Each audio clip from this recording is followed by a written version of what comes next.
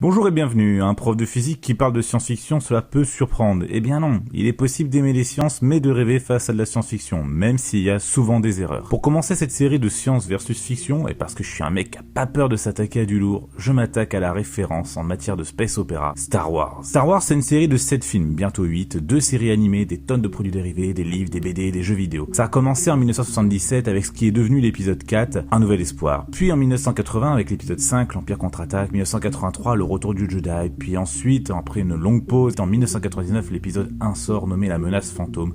En 2002, L'Attaque des Clones, en 2005, La Revanche des Sith. Puis le rachat de la franchise par Disney nous permet d'avoir un nouveau film qui sort en 2015, appelé épisode 7, Le Réveil de la Force. Et maintenant, en 2016, sort ce qui pourrait être nommé comme étant l'épisode 3,9, qui s'appelle Rogue One. L'histoire globale de Star Wars, c'est tout simplement celle d'un combat entre le bien et le mal, l'évolution au milieu de ce combat d'une famille, celle des Skywalker, représentée par le père Anakin, Luke, Leia, ses enfants et son petit-fils Kylo Ren. Après, je vais pas non plus vous spoiler l'histoire, de toute façon, ça me prendrait forcément 1 heure puisque c'est quelque chose qui me passionne. Je précise quand même, pour ceux qui voudraient me cracher dessus, que j'adore Star Wars, je vénère cette œuvre depuis mon plus jeune âge et je ne cherche absolument pas à en dire du mal. Passons aux petites et grandes erreurs scientifiques de l'œuvre.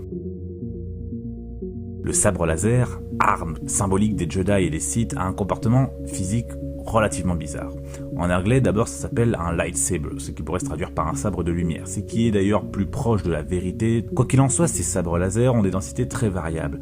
On peut les assimiler à ce que nous, on a comme étant des torches plasma. Le souci, c'est que notre sabre laser, contrairement au plasma, n'a pas toujours la même densité. Et du coup, il va pouvoir découper même la plus solide des matières, ce qui en fait un excellent chalumeau, comme on peut le voir dans diverses scènes.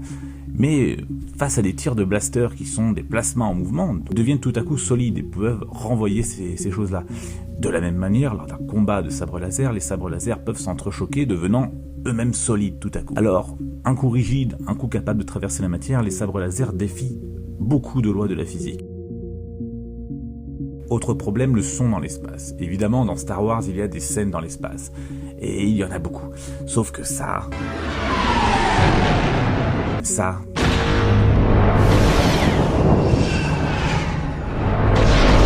ou encore ça.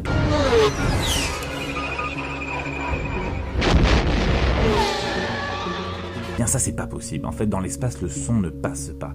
Et donc tout ce qui est tir, ça ne ferait aucun bruit. De même manière, une explosion ou même un bruit ou un impact ne fera aucun bruit non plus dans l'espace. Puisque le son est une onde mécanique, il a besoin d'un milieu pour se déplacer. Sauf que dans l'espace, c'est le vide et il n'y a donc pas de milieu.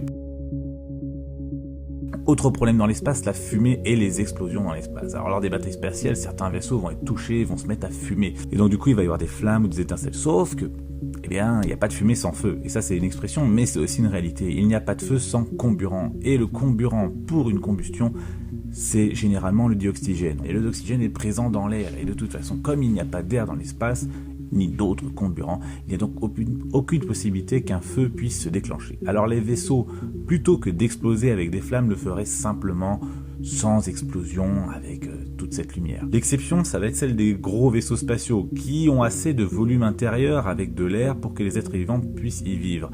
Et cet air, du coup, pourrait donner lieu à des explosions, mais ça serait vraisemblablement pas assez puissant pour pouvoir faire exploser les vaisseaux qui sont capables de résister à la pression, ou du moins à la différence de pression entre l'intérieur et l'extérieur. En réalité, un vaisseau avec une brèche dans la coque serait plutôt victime de dépressurisation plutôt que d'une explosion. Et ce qui fait que les gens à l'intérieur seraient aspirés à l'extérieur, mais le vaisseau pourrait rester globalement intact. Autre problème, les réacteurs des vaisseaux. Alors dans les films, les vaisseaux spatiaux, lorsqu'ils se déplacent, ont toujours leur réacteur allumé comme on peut le voir ici. Le souci, c'est que dans l'espace, selon le principe d'inertie, une petite poussée suffit à vous mettre en mouvement, puisqu'ensuite il n'y a aucune force qui s'applique à vous, vous êtes en mouvement rectiligne uniforme ou circulaire uniforme, et donc inutile d'allumer les réacteurs en permanence. En fait, une impulsion au départ et une de temps en temps pour changer de direction fera simplement l'affaire. Alors avoir en permanence allumé les réacteurs ne sert à rien à part à gaspiller de l'énergie et donc du carburant vraisemblablement.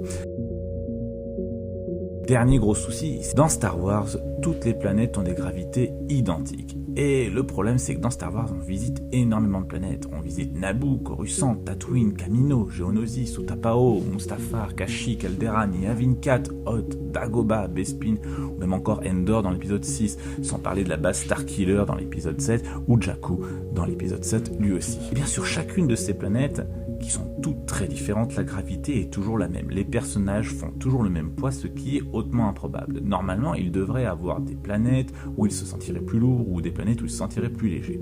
Et une telle variété de mondes impliquera forcément des différences de gravité, d'autant que selon la base de données de Star Wars, certaines sont petites, d'autres sont plus grandes.